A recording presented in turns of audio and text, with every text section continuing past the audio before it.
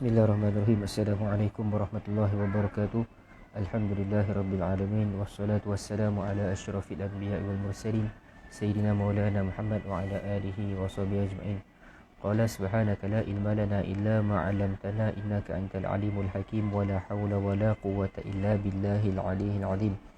Allahumma shalli ala sayyidina Muhammad al-Fatihi lima ughliq wal khatimi lima sabaqa nasiril haqqi bil haqq wal hadi ila siratikal mustaqim sallallahu alaihi wa ala alihi wa sahbihi haqqa qadrihi wa miqdarihil azim.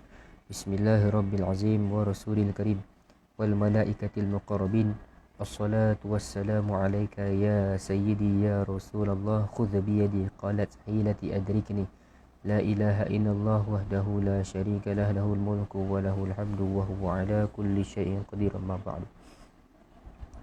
Alhamdulillah, bersyukur kita kepada Allah Subhanahu Wa Taala kerana dapat kita menyambung kembali pembacaan kitab hadis Syama'il Muhammadiyah susunan Imam At-Tirmizi rahimahullah taala, yang di mana kitab ini menceritakan tentang fizikal Nabi, akhlak Nabi dan sebagainya yang boleh untuk menambahkan kecintaan kita kepada Rasulullah SAW. Kita telah selesai 9 bab daripada kitab ini, dan insyaAllah pada petang ini kita akan masuk pada bab yang ke-10 berkenaan dengan khuf Rasulullah SAW. Qala mu'allifu rahimahullah ta'ala wa nafa'ana bihi wa bi'ulumihi wa barakatihi fid darain amin. Ma ja'a fi khuffi Rasulullah SAW. Bab ini membentangkan hadis-hadis tentang sifat khuf ataupun kasut yang dipakai oleh Nabi sallallahu alaihi wasallam. Kita masuk pada hadis yang ke-70. Hadis yang ke-70 yang di mana khuf hadiah daripada Najashi. An Burairah radhiyallahu anhu anna Najashi ahda lin Nabi sallallahu alaihi wasallam khuffaini aswadaini sadhajain falabisahuma thumma tawadda'a wa masaha alaihima. Diriwayatkan daripada Buraidah radhiyallahu anhu, beliau menceritakan Najashi telah menghadiahkan kepada Nabi SAW sepasang kasut berwarna hitam penuh, yakni tidak ada warna lain. Nabi SAW dihadiahkan oleh Najashi sepasang kasut berwarna hitam penuh, tidak ada warna lain lah pada kasut tersebut. Lalu Nabi SAW memakainya, kemudian baginda mengambil wuduk dengan menyapu ke atasnya, yakni tanpa menanggalkannya. Nabi pakai kasut yang diberi oleh Najashi itu, Raja Najashi itu dipakai kasut yang diberi Nabi pakai kasut yang diberi oleh Najashi. Kemudian Nabi mengambil wuduk dan Nabi menyapu wuduk itu di atas khuf yang dipakai tanpa Nabi membukanya. Jadinya khuf ini bermaksud sebagai kasut ataupun dia kasut yang dia dipakai melekat di kaki lah, yang menutup keseluruhan anggota wajib wuduk pada kaki. Itu. Jadinya hadis di atas ini menceritakan Nabi SAW memakai khuf dan menyapu air ke atasnya ketika mengambil wuduk. Khuf yang dipakai oleh baginda itu adalah yang dihadiahkan oleh Raja Najashi. Jadinya pengajaran hadis yang kita bacakan ini, yang pertamanya adalah Nabi SAW memakai khuf yang dihadiahkan oleh Najashi. Yang ini menunjukkan bahawa keharusanlah menerima hadiah daripada orang bukan Islam, kerana pada ketika itu Raja Najashi ini belum lagi masuk Islam lah. Beliau masih lagi beragama Nasrani. Jadinya haruslah untuk menerima hadiah daripada orang yang belum Islam. Menurut cerita, Najashi bukan sahaja menghadiahkan khuf, tetapi juga menghadiahkan komis, baju labuh atau komis ataupun baju labuh, seluar dan juga jubah. Bukan sahaja Najashi ini menghadiahkan kepada Nabi khuf, tapi dihadiahkan juga komis, seluar dan juga jubah. Yang keduanya, hadis di atas ini menjadi dalil keharusan menyapu di atas khuf ketika mengambil wuduk, iaitu tidak perlu menanggalkan khuf yang dipakai ketika sampai pada basuhan kaki, akan tetapi cukup dengan menyapu air di atas khuf sahaja.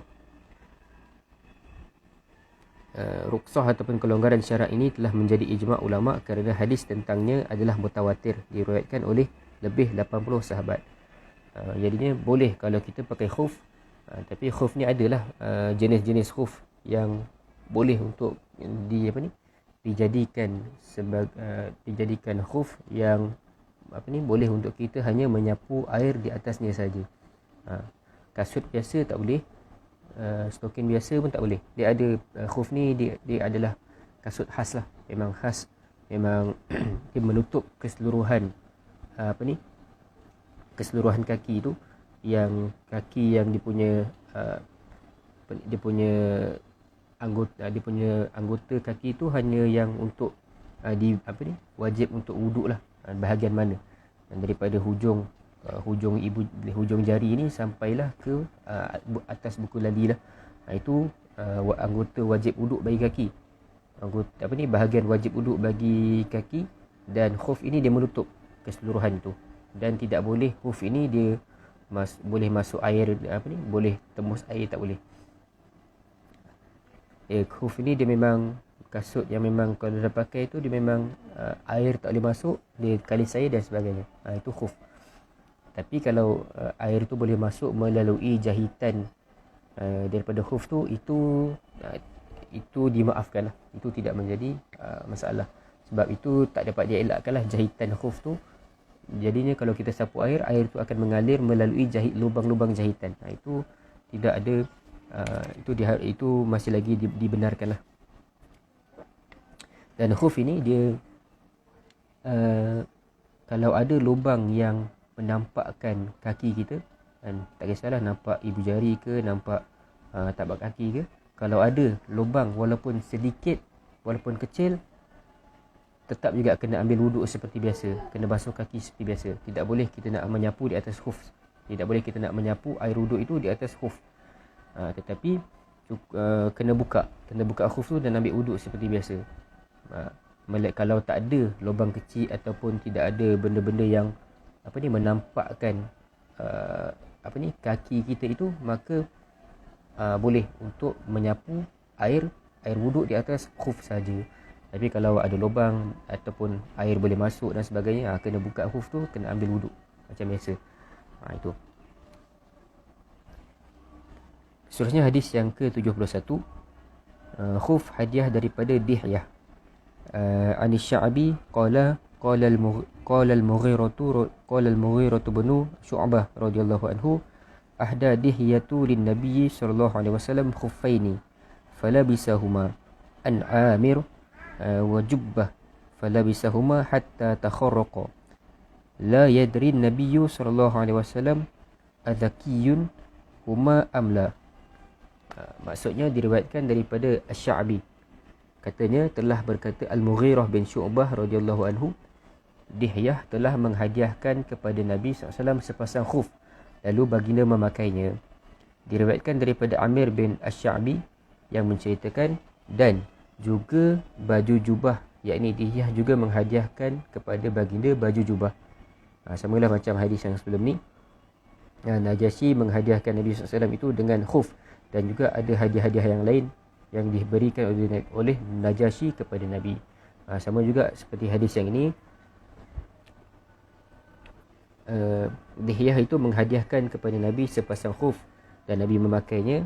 Diriwayatkan daripada Amir bin Sya'bi yang menceritakan, dan juga baju jubah, yakni Dihyah juga menghadiahkan kepada Nabi baju jubah. Dihyah bukan saja menghadiahkan kepada Nabi itu khuf, tapi juga menghadiahkan kepada Nabi jubah. Nabi memakai sepasang kasut yang diberikan itu hinggalah koyak. Nabi tidak mengetahui sama ada sepasang kasut itu daripada kulit binatang yang disembelih ataupun tidak. Jadinya hadis di atas ini menceritakan kepada kita bahawa Nabi SAW diberikan hadiah oleh sahabatnya yang bernama Dihyah. Dihyah bagi hadiah kepada Nabi berupa sepasang khuf dan juga sehelai jubah. Nabi SAW menerima hadiah tersebut walaupun baginda tidak mengetahui sama ada khuf itu daripada kulit binatang yang disembelih ataupun tidak. Baginda memakainya sehingga koyak. Ini nanti ada penerangan sikit lah. Jadinya pengajaran hadis yang ke-71 kita bacakan ini, galakkan untuk menerima hadiah atau pemberian daripada orang lain. Nabi SAW ini memang menerimalah hadiah pemberian daripada sahabatnya, daripada orang daripada masyarakat setempat. Nabi menerima hadiah, tetapi Nabi SAW ini tidak menerima sedekah. Nabi SAW tidak menerima sedekah, hanya Nabi SAW ini menerima hadiah. Yang keduanya, menurut Imam Ibn Hajar, ungkapan Nabi tidak mengetahui sama ada sepasang kasut itu daripada kulit binatang yang disembelih ataupun tidak, menjadi dalil bahawa sucinya barang yang datang daripada sumber atau asal usul yang tidak diketahui statusnya sama ada suci ataupun tidak. Jadinya barang itu sucilah, menjadi suci walaupun kita tak tahu sama ada dia itu daripada sumber yang mana. Sama ada dia daripada, sebab khuf ni daripada kulit, sama ada kulit yang haiwan itu telah disembelih ataupun kulit bangkai. Dia haiwan yang boleh dimakan lah, bukan kulit babi ke kulit anjing ke, bukan. Dia kulit binatang yang halal dimakan. Jadinya dia Nabi SAW itu menerima walaupun tidak Nabi ketahui sama ada binatang itu, kulit binatang itu binatang itu disembelih ataupun tidak. Nabi menerimanya. Contohnya, bulu binatang yang timbul keraguan sama ada datang daripada binatang yang disembelih atau tidak, maka hukum bulu itu adalah suci. Bulu binatang, kita ni ragulah sama ada bulu binatang ni disembelih ataupun tidak. Tetapi hukum bulu itu adalah suci. Menurut Ibnu Hajar, hukum inilah yang muktamad dalam mazhab kami, yakni mazhab Syafi'i.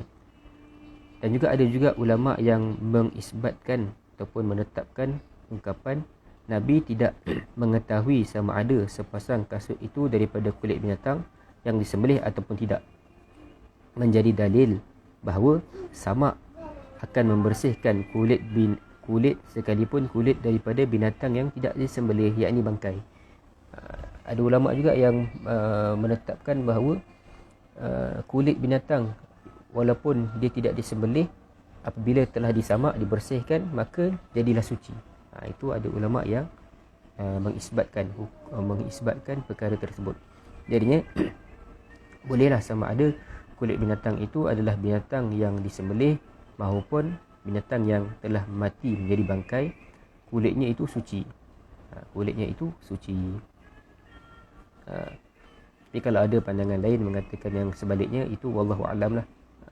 Saya hanya baca mana yang tertulis di dalam ungkapan oleh guru kami lah, pandangan yang disebutkan oleh guru-guru kami di dalam kitab ini.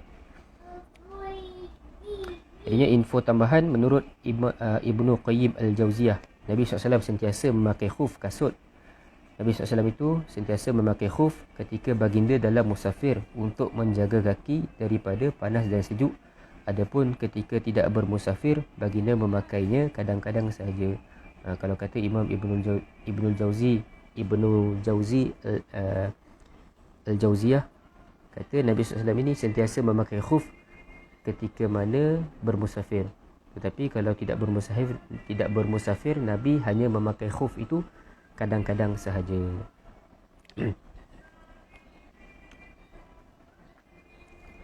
Dia adalah banyaklah dia punya ada lagi beberapa perkara yang boleh kita ambil manfaat, tetapi tidaklah saya bacakan, hanya saya berkongsikan mana yang perlu sahajalah. Dan antara syarat-syarat khuf ini, dia adalah khuf ini dia menutup keseluruhan kaki lah, menutup keseluruhan kaki terhadap bahagian yang wajib kita basuh, dan daripada kita basuh hujung kaki, hujung jari sehinggalah buku lali, itu wajib. Maka khuf perlulah menutup bahagian tersebut. Itu adalah inilah untuk khuf lah. Dan adalah banyak-banyak lagi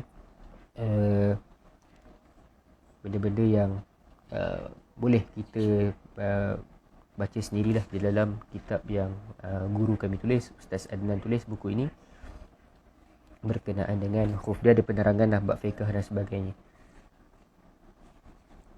Setakat itu sajalah perkongsian hadis pada petang ini. Selesai bab berkenaan dengan khuf. Nanti hari esok kita akan masuk pada bab capal Nabi SAW. Wallahu subhanahu wa ta'ala a'lam. Terima kasih kepada yang join live pada petang ini. Semoga Allah memberkatilah usaha kita untuk mengenali Nabi SAW dengan lebih dekat lagi. Wallahu subhanahu wa ta'ala a'lam. Assalamualaikum warahmatullahi wabarakatuh.